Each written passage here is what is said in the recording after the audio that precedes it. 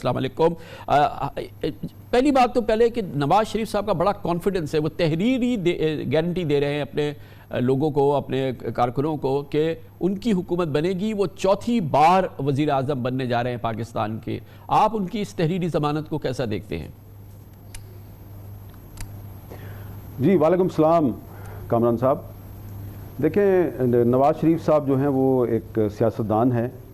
और हमारे बहुत से सियासतदान जो हैं वो आम तौर पे ये जुमला इस्तेमाल करते हैं अपनी तकारीर में, अपने इंटरव्यूज़ में, अपनी गुफ्तगू में कि मैं ये बात लिख के देने के लिए तैयार हूँ। और इस तरह की बहुत सी तहरीरें जो हैं वो इत्तेफाक से मेरे पास मौजूद हैं और बदकिस्मती से आम तौर पे जो लिखी हुई बात है वो बहुत कम सच साबित होती है। अब नवाज शरीफ साहब जो हैं वो अगर ये कह रहे हैं कि मैं लिख के देने को तैयार हूँ कि आइंदा हुकूमत जो है वो मुस्लिम लीग नून की बनेगी, तो गुस्ताखी माफ़ पाकिस्तान के इस वक्त जो ज़मीनी हक़ायक़ हैं अगर आप उनको सामने रखें और जनाब मोहतरम नवाज शरीफ साहब का लंदन में किया गया दावा जो है आप इसको सामने रखें और इसको अगर आप कंपेयर करें, तो मैं ना चाहते हुए भी ये कहने पे मजबूर हूँ कि इसका मतलब ये है कि अगर आप लिख के देने के लिए तैयार हैं कि दोबारा आपकी हुकूमत बनने वाली है, तो इसका मतलब ये है कि पाकिस्तान में 2023 या 2024 में वही होने वाला है जो 2018 में हुआ था। क्योंकि उस वक्त इमरान खान साहब ये कहते थे मैं लिख के देने को तैयार हूँ कि अगली हुकूमत मेरी होगी, और एक दिन मैंने कहा अच्छा फिर लिख के दें। तो वो एक शायद वाहिद वाक़या है जिसमें उन्होंने जो लिख के दिया वो सही साबित हो गया। तो अब हो सकता है नवाज शरीफ साहब भी अगर लिख के देने के लिए तैयार हैं तो वो भी सही साबित हो जाए, लेकिन वो पाकिस्तान वापस आ रहे हैं, तो शायद मुझे लगता है कि जब वो पाकिस्तान वापस आ रहे हैं तो वापस आने से पहले वो कुछ इस तरह की बातें कर रही हैं कि उनके कारकुन और उनके सपोर्टर्स जो हैं उनका तो वैसे आ रहे हैं, इसमें तो कोई अब शक नहीं है आपको? मेरा ख्याल है कि अब अगर 21 अक्टूबर की डेट अनाउंस हो गई है तो अब तो उनको आना पड़ेगा। अगर इस दफ़ा भी वो नहीं आएंगे तो फिर कब आएंगे, और अगर वो नहीं आएंगे तो फिर इसका मतलब ये है कि फिर इलेक्शन भी टाइम पे नहीं होगा। लेकिन जब वो आएंगे, मैं तो चाहता हूं कि वो आएँ, क्योंकि जब वो आएंगे तो ज़ाहिरी बात है मेरे समेत बहुत से लोग जो हैं वो उनसे ये जानना चाहते हैं कि ये जो आपने कल स्टेटमेंट दिया है कि आप जनरल बाजवा, जनरल फैज़ और कोई एक सिटिंग सुप्रीम कोर्ट के जज जो कि आइंदा चीफ जस्टिस भी बनने वाले हैं, आप उनको कैफरे किरदार तक पहुँचाना चाहते हैं, तो इस सिलसिले में जो आपका मौक़िफ़ है उसमें काफ़ी हमने उतार चढ़ाव देखा है। जब 2017 में उनको डिस्क्वालीफाई किया गया और उसके बाद उन पर मुकदमात बने और उनको गिरफ़्तार कर लिया गया, तो मुझे याद है कि जब वो मुख्तलिफ़ अदालतों में पेश होते थे और तहरीक इंसाफ की हुकूमत का ज़माना था, मीडिया पे बड़ा सख्त सेंसरशिप था और नवाज शरीफ साहब जो हैं वो इन साहिबान के नाम लिया करते थे और मीडिया पे ख़बर नहीं आती थी। वो जनरल बाजवा पे भी तनकीद करते थे, जनरल फैज़ पे भी तनकीद करते थे। फिर वो अचानक क्या हुआ कि नवाज शरीफ साहब जो हैं वो लंदन चले गए इलाज के लिए, और फिर 2019 आपको याद है दिसंबर का महीना था और अचानक ये पता चला कि तहरीक इंसाफ, पीपल्स पार्टी और मुस्लिम लीग नून ने मिलकर तीनों पार्टियों ने मिलकर जनरल बाजवा को एक्सटेंशन देने का फैसला कर लिया। मगर उसके लिए उसकी वजह नहीं पता चल सकेगी हामिद मीर साहब, क्योंकि ख्वाजा आसिफ ने कहा है कि मियाँ साहब ने कुरान पे हल्फ लिया था कि ये ना बताइएगा कि मैंने क्यों कहा कि आप गैर मशरूत तौर पे जनरल बाजवा को 3 साल की एक्सटेंशन दे दें। तो क्या हमें पता है कि वो कुरान पे जो हल्फ लिया वो सामने आया? क्या वजह थी नवाज शरीफ साहब ने जो ये अमल किया था?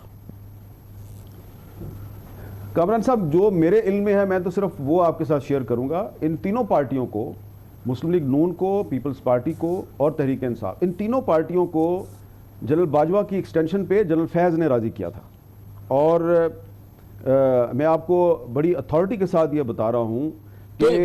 नवाज शरीफ साहब जनरल फैज को इस बात की सजा देना चाहते हैं कि उन्होंने उनको कन्विंस किया कि जनरल बाजवा की एक्सटेंशन दो, इसलिए अब नहीं छोड़ेंगे जनरल फैज को।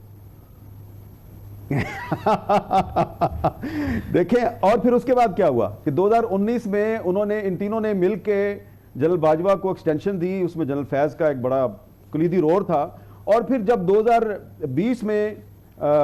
ये पार्टियां जो हैं मुस्लिम लीग नून और पीपल्स पार्टी, इनकी आपस में लड़ाई हो गई कि इस्तीफे देने हैं या नहीं देने, तहरीकत में एतमाद लानी है, क्या करना है। और फिर जब पीडीएम बन गई तो उसके बाद आपको याद है अक्टूबर में एक जलसा हुआ था, अक्टूबर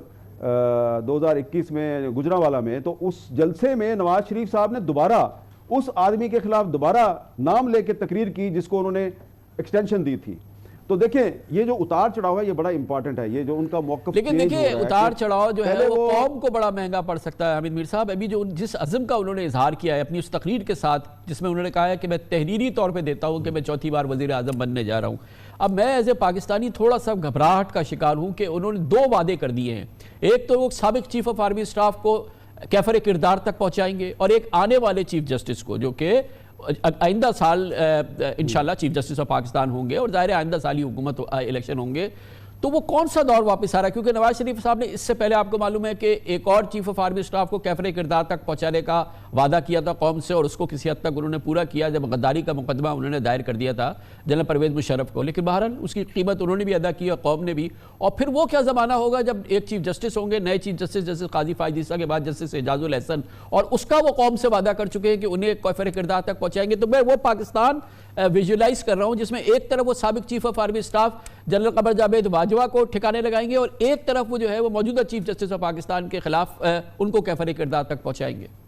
वो पाकिस्तान थोड़ा सा मुझे घबराहट सी हो रही है। अच्छा, आपको घबराहट हो रही है, लेकिन मुझे कोई घबराहट नहीं हो रही। मैं तो चाहता हूं कि आप कह रहे हैं ऐसा नहीं होगा, हुकूमत आए जो सियासत में, मैं तो चाहता हूं कि पाकिस्तान में कोई ऐसी हुकूमत आए, कोई ऐसा लीडर आए जो सियासत में मुदाखलत करने वाले chief of the army staff को कैफरे किरदार तक पहुंचाए। लेकिन मेरा सवाल तो ये होगा ना जब नवाज शरीफ साहब आएंगे कि जनाब कभी आप जनरल बाजवा की मुखालफत करते थे, कभी आप उसको एक्सटेंशन देते थे, फिर मुखालफत करते थे, और फिर मैं आपको बता दूं ये जो पिछले साल जब उनका टेन्योर ख़त्म हो रहा था जनरल बाजवा का, तो आधी से ज़्यादा जो मुस्लिम लीग नून की जो क़यादत है, आधी से ज़्यादा वो दोबारा उनको एक्सटेंशन देना चाहती थी। उस दफ़ा नवाज शरीफ साहब नहीं माने। तो अगर नवाज शरीफ साहब ये कहते हैं कि वो सियासत में मुदाखलत करने वाले फौजी अफसरान को कैफरे किरदार तक पहुंचाना चाहते हैं, तो ये chief justice of Pakistan justice Qazi Faez Isa का जो फैजाबाद धरना केस में फैसला है, ये उस फैसले के ऐन मुताबिक है। लेकिन जो किरदार है माजी में कि कभी आप एक बात करते हैं, फिर आप दूसरी बात करते हैं, फिर आप एक्सटेंशन दे देते हैं, फिर आप अपना मौकफ जो है उससे यू टर्न लेते हैं, तो उस पे मैं यकीन करने के लिए तैयार नहीं हूं। लेकिन इस टॉपिक